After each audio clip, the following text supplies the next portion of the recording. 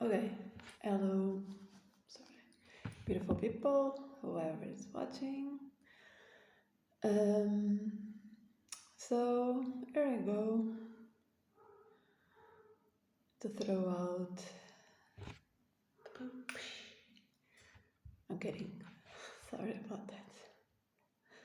No, I'm not going to stop the video. Fuck it. Um, so yeah, I'm going to talk about my experience in Stonehenge. Okay, when you will hear it, you might think, oh, but what's the big thing about it, like talking about something that, Well, only I know my life experience and what these people that uh, made me become a targeted individual are capable of doing, okay? So if you think it's quite easy to go out and talk about this when they know the type of person they are dealing with already, well, things don't get that easy, okay? So yeah, I'm going to make the video and then I'll see if I can post it out, okay?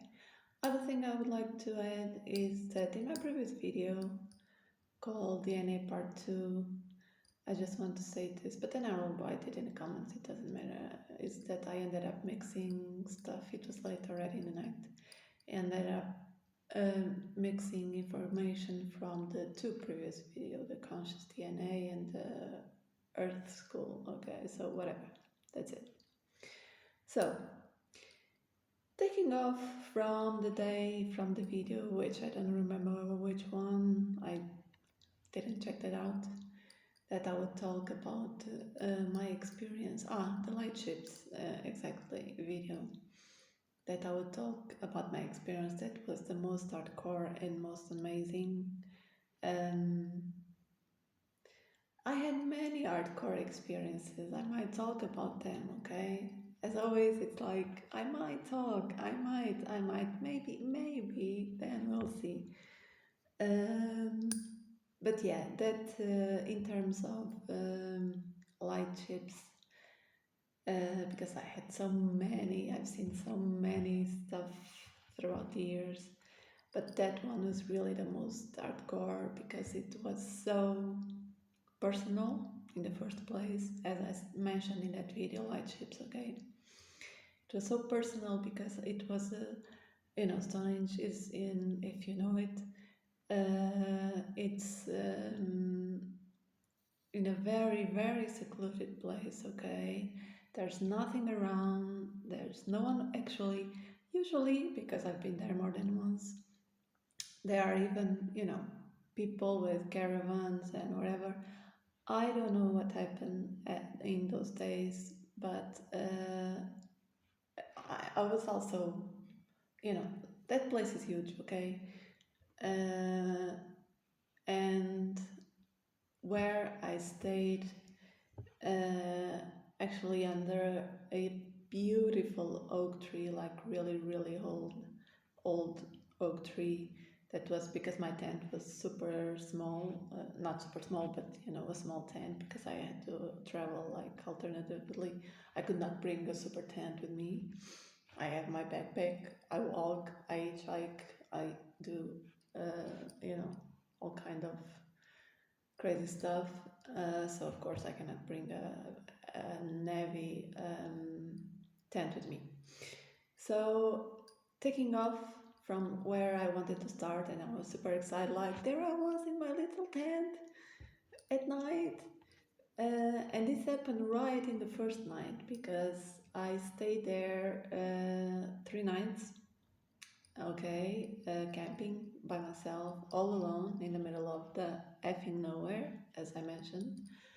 Um, and right away, the first night, it's quite hardcore because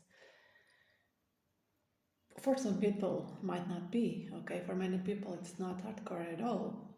For some people, it's quite normal to camp in the middle of nowhere in the forest, in the mountains, and they are okay. Sorry, they are okay with it. But in my case, that was actually the first time.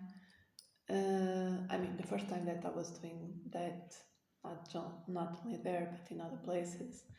And considering that I have, you know, this level of consciousness, it's even worse because I sense all the energy around. I sense, you know, what's happening around, and usually, this type of beings like to come in because they read frequency and they are telepathic, and so it's a totally different experience.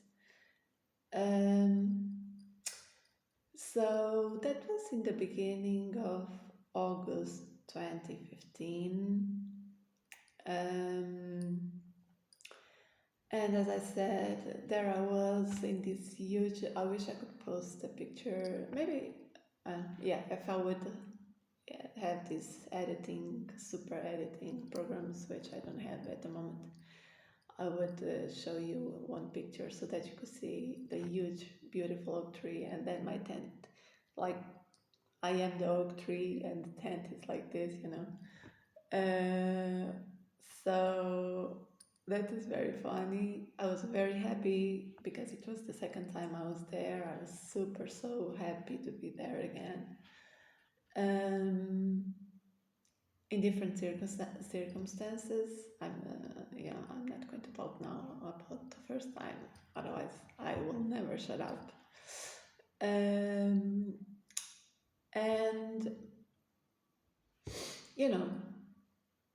it's August, of course, the days are still long, and that was 2015, so I was traveling. I didn't have an Android telephone or iPhones, whatever. My phone was just the type of simple phones, and of course I had to. It was I could take pictures with it, but it was not an Android. It was actually a good telephone, a Samsung one, but I don't know what type of brand, what type of phone was before the Androids. Okay, so, but even if I could film that, I froze completely in time, and I've been out of time for almost 2 hours. So I had to save battery because I didn't have anywhere to. I would have to walk to the next village, but it was quite a walk to do that. So that didn't even occur in my mind when I was having this experience, because it was so shocking for me, so terrifying at the same time, that I could not even think about telephones or taking pictures or whatever. That was just, I was completely frozen, like 100%. And so, okay, it's nighttime. I had some food with me, like cereals, milk, like soya milk, or cookies, water, just basic stuff, some fruit, and that's it. So I ate something, and then it was getting dark. I took amazing pictures of the sunset with Stonehenge, like 500 meters away from me, more or less. And then the night came, and then it's like, okay, I'm not sleepy at all. Let's just get used to the environment, because I'm very, very lonely here and I'm a bit scary. So I just left, a little bit of the upper part of the tent open. I was just watching the sky and thinking, oh my, just to rhyme. Oh the greatest gig in the sky, like Pink Floyd said, the great gig in the sky. That was the great gig in the fucking sky. So, you know, I think it was around like 10 p.m. in the night, when suddenly there I was looking outside, hoping to feel asleep, to feel sleepy. And there is a main road passing there, okay? And probably that was later because there was not much traffic at all. Because usually that road is very, very busy, okay? So that was later. No, yeah, it was later because there was like very, very few cars passing by, like 1 or 2 or 3 cars every 5 or 10 or 15 minutes, okay? So in my left side, there was the main road, okay, and then in front of me, 500 meters in front of me, there is Stonehenge, and then at the other side of the road, there is more fields, fields of gold, as Sting would call them.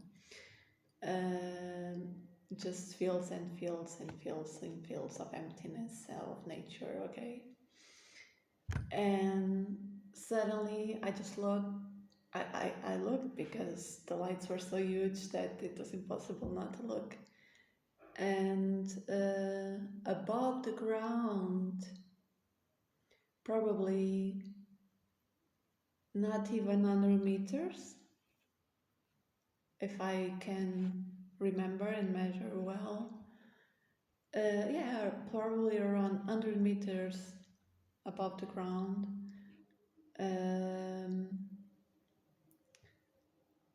There appeared 2 lightships, huge. I cannot tell you, I cannot compare because that was so hypnotic. They were just huge. Okay, one was red, one was blue. Okay, and they just appeared out of. Don't ask me from where they appeared, but they appeared, and they were just doing vertical. They were going to one side to another in a vertical way, okay, like on my left side. So I was looking like this from my perspective to the other side of the road, and I see these huge things, and it's impossible not to froze. It's like, okay, I've seen many stuff, but and oh, this is it's hard to explain. I mean, it's going back in time, and I have this in my memory, like, holy effing shit, I got to see that shit. Well, whatever. Anyway, so these two ships, lightships, they were moving like to the front, to the back, to the front, to the back, but they were doing separate line connections, and then they would encounter, and then they would change color. The right would turn blue, the blue would turn red, and this went on. I'm pretty sure, I'm not really sure, I'm pretty, but not, for maybe around a couple of hours, where I was completely frozen, completely terrified because I didn't know what the fuck was happening there. I didn't know who they were. I didn't know if I was safe. I didn't know if there were going to come, some beings come out of those ships and take me out of there. So I was really panicking. And I was like, just, watching that for all that period of time. And they were like, just, like playing. Bing, bing, bing, bing, bing, bing, bing, bing, bing, turning blue, turning red, turning blue, turning red, turning blue, turning red, da da da da da da da da. And I don't know if they did it on purpose because of me. The fact is, that they did it. And it got to a point where I got tired. I really got tired because I was so scared, and I just said, okay, it's enough. I'm not looking anymore at that. I closed the tent and I just sat inside, and I thought, okay, I have to stay calm because that's okay. I'm protected. There's nothing wrong happening. I'm sure nothing wrong is going to happen. Um, of course, then after a while, I opened up the tent again, and they were gone. Okay. The thing is that, of course, after that experience, you can imagine I was not able to sleep. I was laying down on my, how is it called in English? Whatever. I was laying down trying to fall asleep, but it was impossible. I was in a shock state, okay? I was afraid. I was freaking out because I thought, and then I would hear a noise, and I thought, oh my God, there's someone that will come in and take me. And then I was able to fall asleep finally, but I don't know. This was very late in the night. I slept like maybe a couple of hours, 3 hours. And just that you imagine how hardcore that experience was. Because then I fall asleep, of course. And then once I wake up and I realize, like, I open my, you are sleeping, I open my eyes. And as soon as I realized, it came to my memory, to my brain right away what happened, you know, I got up, I stayed seated. And so that you imagine how hardcore this experience was, the first thing that happened in my nervous system, in my brain, in my entire bodily system was I started to cry, like crying. The tears were falling down my face because I was still in a frozen shocked state. The tears were really running down my face, and I was just thinking, oh my God, what did I see? What did I experience? I cannot believe this. And the tears were like going down, going down, going down, going down, going down. So that's it. That was my experience. Okay, one of the most hardcore experiences. This was really, the nearest I got from Lightships, which was, they were like on the other side of the road, so they were like 300 meters away from me. As I said, 100 meters probably maximum above the ground. So yeah, I don't know if you can imagine that or not, but it was really hardcore because they were huge, the ships were huge, and whoa, it's undescribable, okay? Unless you experience such thing, it's really undescribable. And that's why, yeah, I can still feel those tears. It was tears of relief, tears of shock, tears of, what reality is this? Tears of, oh my fucking God, okay? Yeah, so this is it. This was it. This was the closest I got to a lightship. So if you don't believe in them, if you think I'm nuts, you can also think I'm nuts, whatever, I don't care. But yeah, that was one of the most beautiful, definitely for sure, an hardcore experience with lightships. Might make another video with a different experience I had with lightships, but definitely this was the most beautiful and hardcore. And it was the first time that I got to this, like, holy effing shit. I had no idea what they were. If it was today, just that you know, if it was today, I wouldn't be that shocked. I would be actually very happy to have that experience, and I would have enjoyed it very much. So I hope one day I can have that experience again, because it's going to be very different from that, because I didn't have the experience I have nowadays. If that would happen nowadays, I would be so fucking sorry for the French once again. I would be so effing happy, you know. I would just go out of the tent and say, "Hey, you, I'm here. Come on, bring it on. Let me see who you are, you know. Come on. If you can take me on a trip." And that's what I would do. So, yeah. But unfortunately, this was 11 years ago almost, and I didn't have the experience I have these days. So I do really hope, I pray that I have that experience once again in my life, because I'm, yeah, that is going to be cool, and I know it's going to happen. So I leave with this. Thank you for listening, okay? And yeah, I hope you think I'm nuts. Woohoo! Okay, I love you. Take care.